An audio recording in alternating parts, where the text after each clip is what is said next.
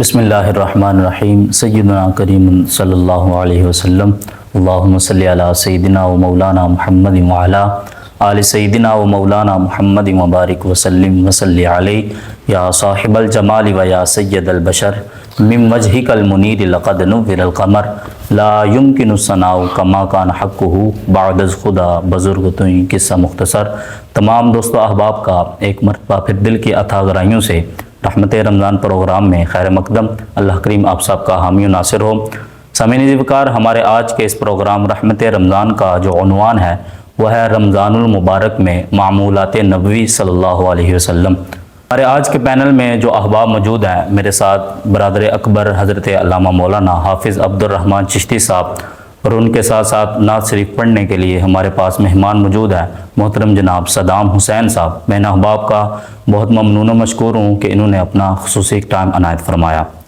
Programme کے سلسلے کو مزید آگے بڑھاتے ہیں۔ سب سے پہلے نعت شریف پڑھنے کی سعادت حاصل کرتے ہیں ہمارے آج کے مہمان جناب صدام حسین صاحب۔ تیری نگاہ سے ذرے بھی محرمہ بنے،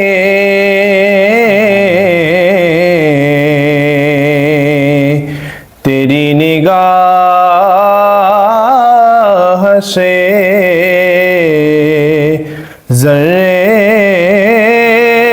بھی محرمہ بنے،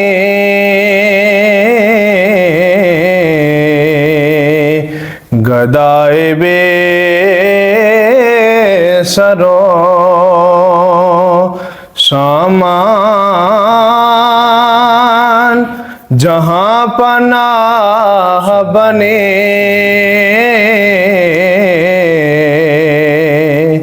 گدائے بے سرو سامان جہاں پناہ بنے، تیری نگاہ سے جہاں جہاں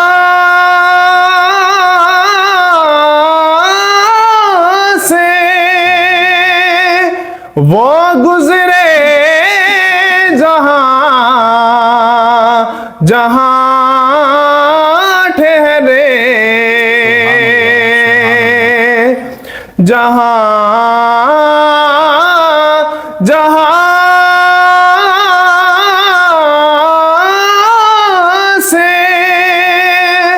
وہ گزرے، جہاں جہاں ٹھہرے،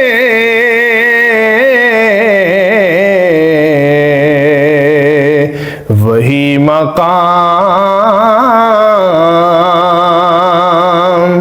محبت کی جلوہ گاہ بنے، وہی مقام محبت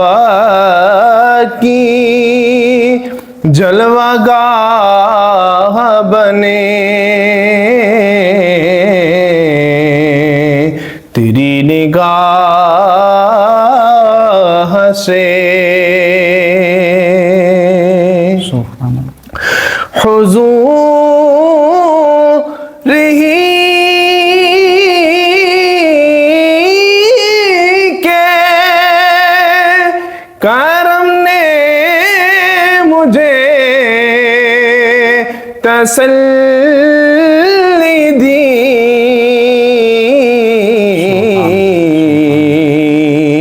حضور ہی میرے غم میں میری پناہ بنے،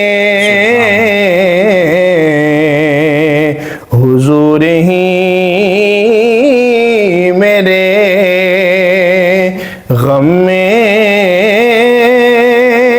میری پناہ بنے، تیری نگاہ سے رہ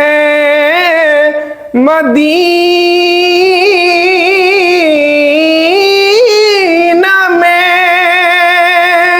قدسی بھی ہے، جبی فرسا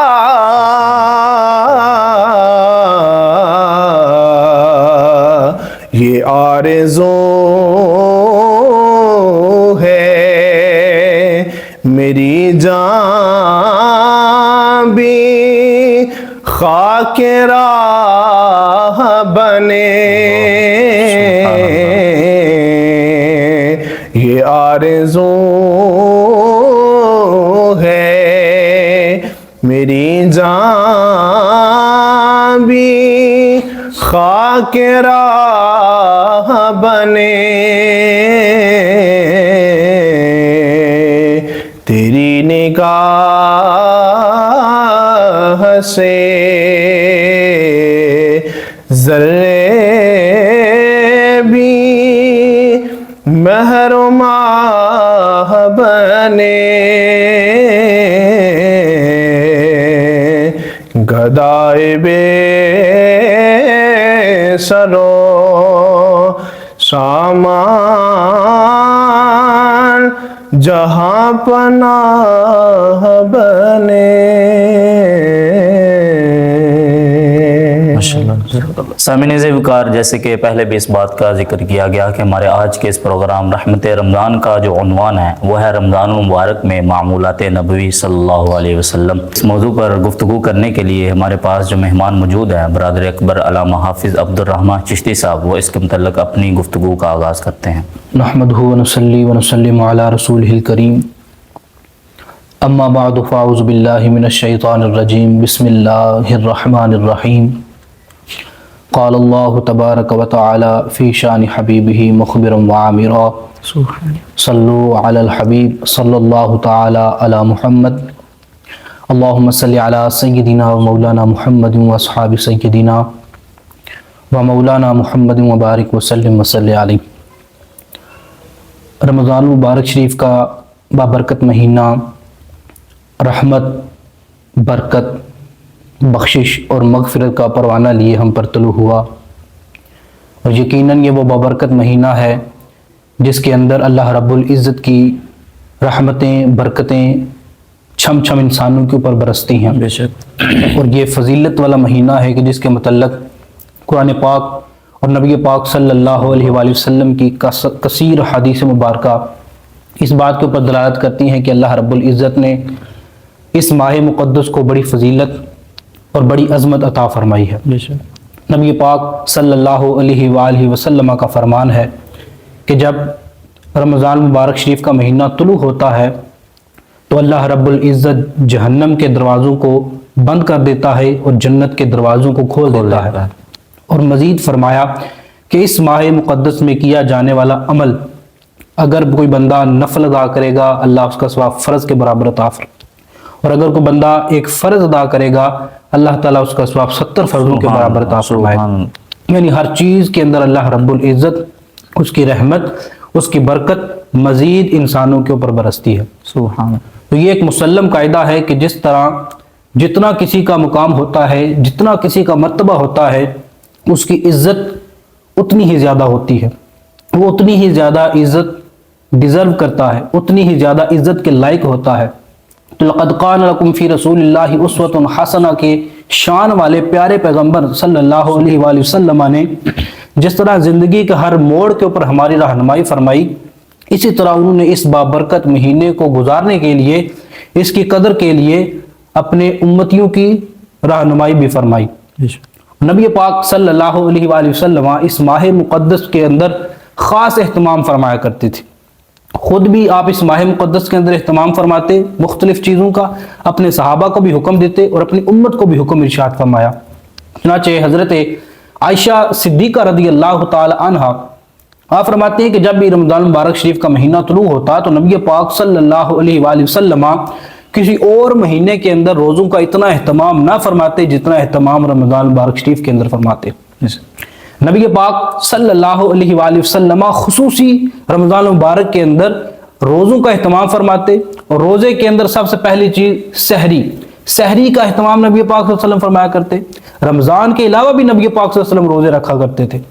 پورا سال نبی پاک صلی اللہ علیہ وسلم روزہ رکھا کرتے تھے، لیکن رمضان مبارک کے بابرکت مہینے کے اندر اللہ کے نبی صلی اللہ علیہ وآلہ وسلم سحری کا اہتمام فرماتے تھے۔ ویسے نبی پاک صلی اللہ علیہ وسلم یوم وصال کے روزہ رکھا کرتے تھے اکثریت کے ساتھ، لیکن رمضان کے مبارک مہینے کے اندر اللہ کے نبی سحری فرمایا کرتے،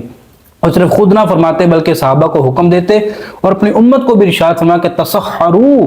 فإن فی السحور برکہ، کہ سحری کیا کرو، اللہ نے سحری کے اندر برکت رکھی ہوئی ہے۔ اس کے علاوہ ایک اور حدیث مبارکہ حضرت ابن عمر رضی اللہ تعالیٰ عنہ آپ سے مروی ہے کہ نبی پاک صلی اللہ علیہ وآلہ وسلم نے ارشاد فرمایا کہ سحری کھایا کرو، سحری کے اندر اللہ نے برکت رکھی ہے، اور اللہ کے فرشتے سحری کرنے والوں کے اوپر اپنی رحمتوں کا نزول فرماتے ہیں۔ باقی جو اہل کتاب تھے ان کے اور ہمارے روزوں کے درمیان فرق ہی سحری کا ہے، وہ سحری نہیں کیا کرتے تھے، لیکن اللہ کے نبی صلی اللہ علیہ وسلم نے ان کی مخالفت میں اپنی امت کو یہ حکم ارشاد فرمایا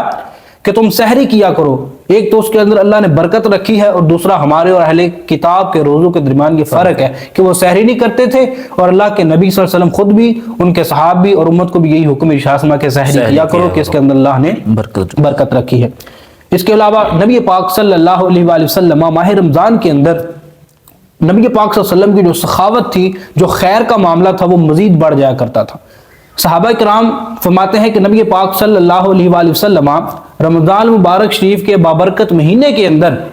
پہلے سے زیادہ سخاوت فرمایا کرتے تھے۔ اب اس کا مطلب یہ نہیں ہے کہ نبی پاک صلی اللہ علیہ وسلم باقی مہینوں میں سخاوت نہیں فرمایا کرتے تھے، بلکہ امام قسطلانی رحمۃ اللہ تعالی علیہ آپ لکھتے ہیں کہ اس سے مراد یہ ہے کہ نبی پاک صلی اللہ علیہ وآلہ وسلم رمضان کے مہینے کے اندر پہلے سے بڑھ کے سخاوت فرمایا کرتے تھے۔ نبی پاک صلی اللہ علیہ وسلم کے پاس جو بھی آتا وہ اسے عطا فرماتے۔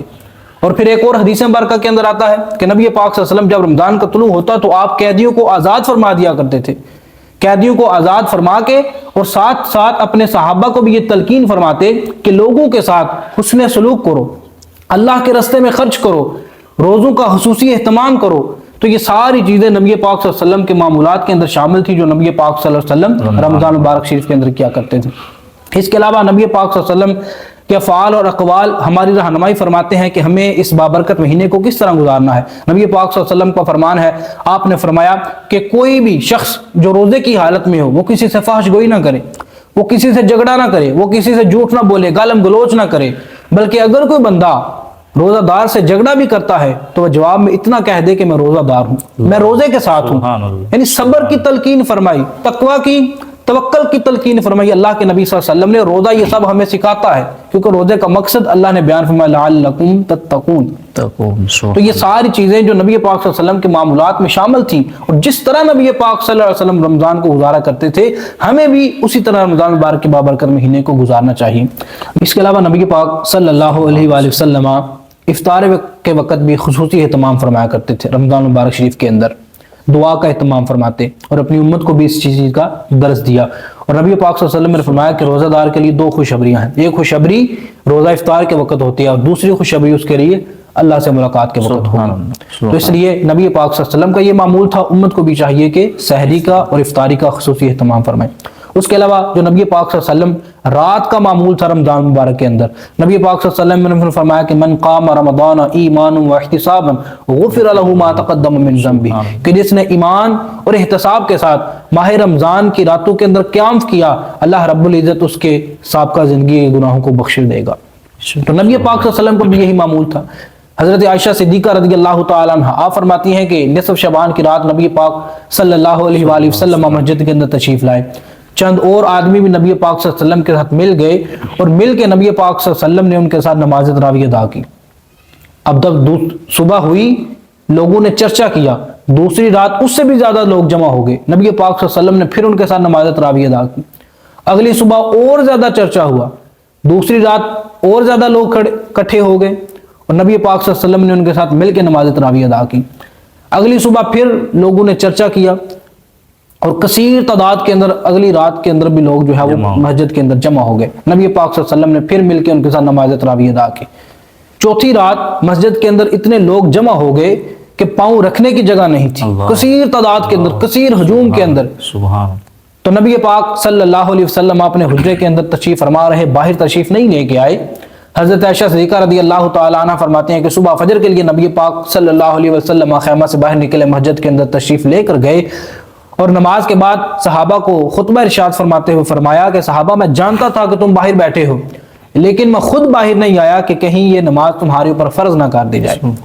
تو اس حدیث مبارکہ سے ہمیں نبی پاک صلی اللہ علیہ وسلم کے معمولات کا پتہ چلتا ہے کہ رات کے وقت بھی نبی پاک صلی اللہ علیہ وسلم اللہ کی عبادت کے اندر گزارا کرتے تھے، بے شک قیام کی حالت میں نماز تراویح ادا کیا کرتے تھے۔ تو یہ سارے معاملات ہیں صبح سے لے کے رات گئے تک نبی پاک صلی اللہ علیہ وسلم جو ماہ رمضان کے اندر فرمایا کرتے تھے۔ تو اس لیے ہمیں ان تمام چیزوں کو جو معمولات نبوی کے اندر شامل ہیں ہمیں ان کو اپنانا چاہیے اور ضرور اپنانا چاہیے۔ کیونکہ جو دین دشمن لوگ ہیں وہ آئے روز نیا نیا فتنہ کھڑا کرنے کی کوشش کرتے ہیں، نئے نئے طریقے اپناتے ہیں دین کو بدنام کرنے کے لیے۔ کبھی نبی پاک صلی اللہ علیہ وسلم کی سنت کے اوپر اعتراض کرتے ہیں، کبھی کسی اور کام کے اوپر، کبھی دین کی کسی چیز کے اوپر اعتراض کرنا شروع کر دیتے ہیں۔ ابھی 2 دن پہلے کی بات ہے، رمضان شروع ہوا تو سوشل میڈیا کے اوپر ایک پوسٹ میں نے دیکھی،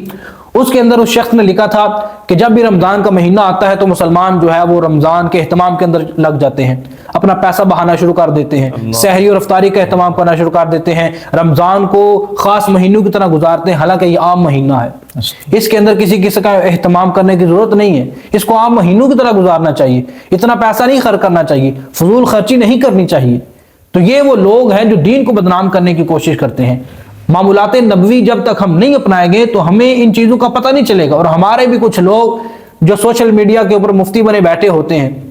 وہ ایسی چیزوں کو شیئر کرنا شروع کر دیتے ہیں، ان سے انسپائر ہونا شروع ہو جاتے ہیں کہ بڑی اچھی بات کی ہے، حالانکہ حقیقت یہ ہے کہ نبی پاک صلی اللہ علیہ وسلم یہ سارے کام کیا کرتے تھے۔ نبی پاک صلی اللہ علیہ وسلم سحری اور افطاری کا اہتمام فرماتے، اللہ کی بارگاہ میں خرچ کیا کرتے، کثیر تعداد میں خرچ کیا کرتے، اہل و عیال کے اوپر خرچ کیا کرتے، اور اہل و عیال کے لیے اپنے دسترخوان کو وسیع کرنا،